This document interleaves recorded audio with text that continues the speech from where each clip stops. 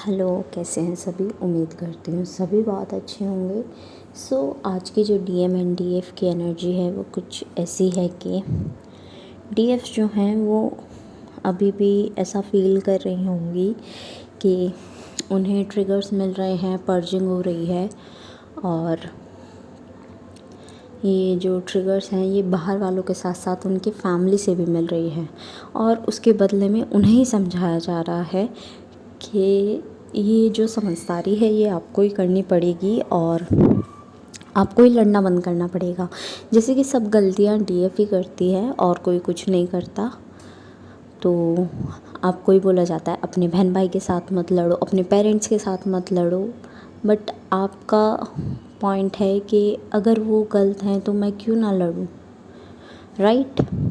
तो ये बहुत पॉपअप हो रहा था मैसेज कि अगर वो मेरे पेरेंट्स हैं और वो मुझसे कुछ गलत कह रहे हैं तो मैं क्यों ना लड़ूं। अगर वो मेरे कार्मिक्स बनने की कोशिश कर रहे हैं तो मैं क्यों ना लड़ूं, मैं क्यों अपने गलत को सही ना करूं।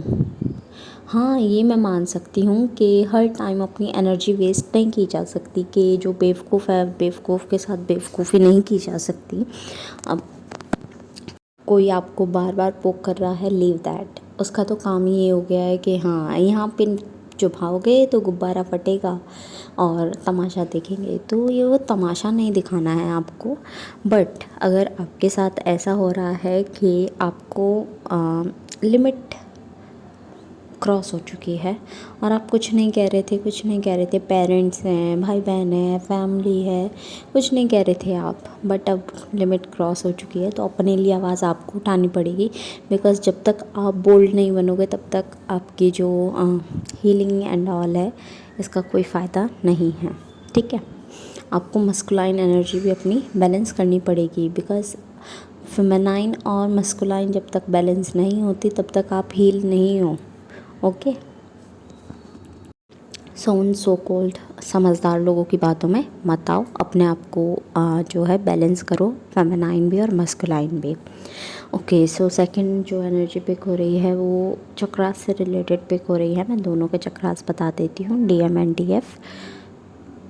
Crown chakra, third eye chakra, throat chakra, heart chakra और रूट चक्रा, ये इस टाइम पर फोकस में हैं अभी सारे चक्रास। और अगेन जो ट्रांसफॉर्मेशन की एनर्जी है वो बार बार पिक हो रही है कि आपकी लाइफ में बहुत बड़ा ट्रांसफॉर्मेशन आने वाला है। ओके, तो बहुत सारी डीएफ्स ऐसी हैं, या तो उनकी लाइफ से डीएम हमेशा के लिए चले जाएंगे या फिर हमेशा के लिए आपकी लाइफ में आ जाएंगे।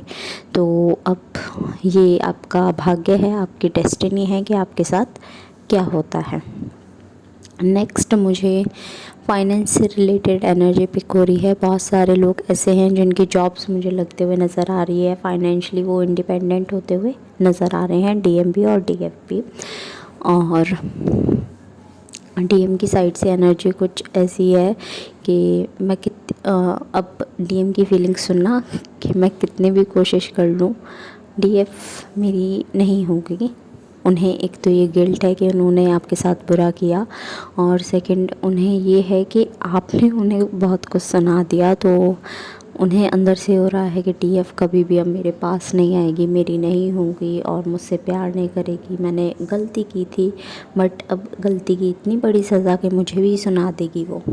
तो अभी थोड़ा सा ईगो भी आ गया और गुस्सा भी और गिल्ट भी भरा हुआ है। तो आप थोड़ा वेट करो, अब आपके सरेंडर करने से काम चलेगा डीएफ्स। अब आपको चेजिंग एनर्जी में नहीं रहना है। बहुत सारे यूनियंस नज़र आ रहे हैं आने वाले महीने में भी, और ये अगस्त जो है इसमें भी बहुत सारे यूनियंस हैं। बट कुछ परमानेंट होंगे और कुछ ऐसे ही सेपरेशन आ जाएगा उसके बाद में। तो आपको पहचानना होगा कि अब आपका टेम्पररी यूनियन हो रहा है या फिर परमानेंट वन।